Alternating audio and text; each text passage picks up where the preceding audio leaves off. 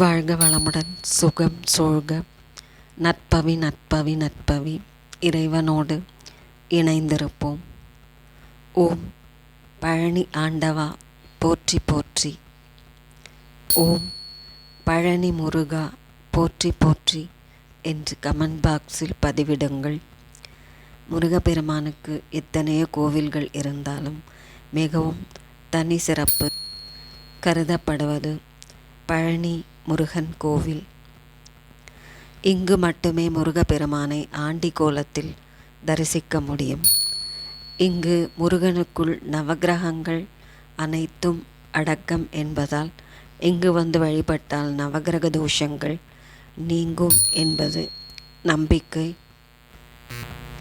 முருகப்பெருமானின் அறுபடை வீடுகளில் 3ஆம் படை வீடாக திகழ்வது பழனி தண்டாயுதபாணி கோவில். இங்குள்ள முருகப்பெருமானை ஆண்டி, ராஜ அலங்காரம் என எந்த திருக்கோலத்தில் தரிசனம் செய்தாலும் நல்லதுதான். இருந்தாலும் ஒவ்வொரு அலங்காரமும் ஒரு குறிப்பிட்ட பிரச்சனையை தீர்க்கக்கூடியதாக சொல்லப்படுகிறது. பழனி முருகனை எந்த திருக்கோலத்தில் தரிசனம் செய்தால் என்னென்ன பிரச்சனைகள் தீரும், யார் எந்த திருக்கோலத்தை தரிசனம் செய்ய வேண்டும் என்பதை அறிந்து கொள்வோம்.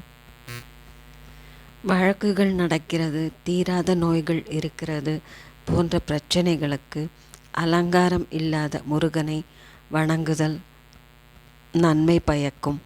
மனக்குழப்பம் அடைந்து இருப்பவர்கள் ஆண்டிகோல முருகனை வழிபடச் செய்யும் பொழுது அவர்களுக்கு மனநிலையில் மாற்றங்கள் ஏற்படுகிறது.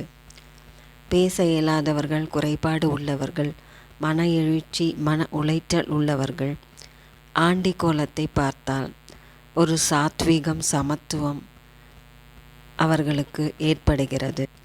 திருமண பாக்கியம் பெற, சிறப்பாக திருமணம் முடிக்க, வீடு விற்பது, வாங்குவது, கட்டுவது, கட்டிய பின் கிரகப்பிரவேசம் செய்வது ஆகிய போன்ற விஷயங்களுக்கெல்லாம் ராஜ அலங்கார கோலத்தில் முருகனை தரிசிப்பது சிறப்பான பலனை தரும். நம்மால் சரி செய்யக்கூடிய விஷயங்களுக்கு ராஜ அலங்கார தரிசனமும், நம்மால் முடியாது, மருத்துவராலும் முடியாது போன்ற விஷயங்களுக்கெல்லாம் ஆண்டிகோல முருகனை தரிசிப்பது மிக மிக சிறப்பானதாகும். வாழ்வில் நல்ல மாற்றங்களை ஏற்படுத்தும்.